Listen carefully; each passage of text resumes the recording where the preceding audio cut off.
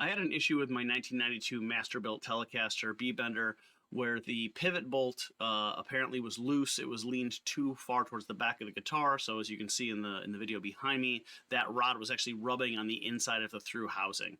If we take a look inside, we can see that it's moving a little bit on the bolt. However, the top of that bolt is moving as well. So what I did was I took it apart, and unfortunately, when I put a ratchet on there, the bolt was freely spinning inside. So to correct that and knowing that I needed to lean forward, I went ahead and removed the cotter pins. I unscrewed the strap lever at the front, and once that was done, I removed the small brass nut that sat on top of that, and then of course we can just slide the pivot right out. And once I got the pivot out, I went and found a nut that was a little bit beefier. I didn't want to booger up that brass nut.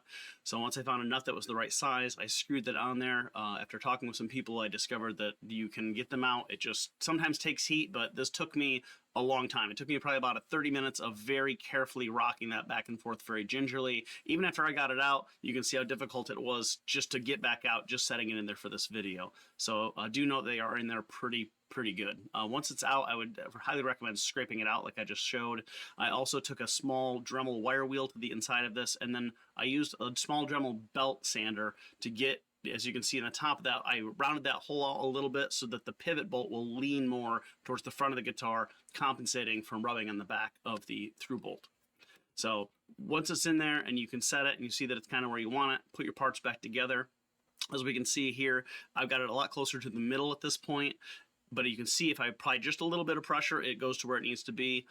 Do note that you don't want to have to apply a bunch of pressure to this as it's drying once you've epoxied it in. So make sure you spend a lot of time in this part. Make sure it's really where you want it to be. You don't really even want it in the middle. You want it towards the front of the guitar a little bit. But once you put your epoxy in, I just simply held this down with my fingers. Again, if you get it set right, you shouldn't need a lot of pressure. We're just basically trying to keep it in one spot until the 5-minute set is up, and then give it a full 24 hours after that to make sure that it's fully cured before you try doing anything with it. So I couldn't find any information about this online, so hopefully this helps some other folks if they're having issues with their pivot bolt.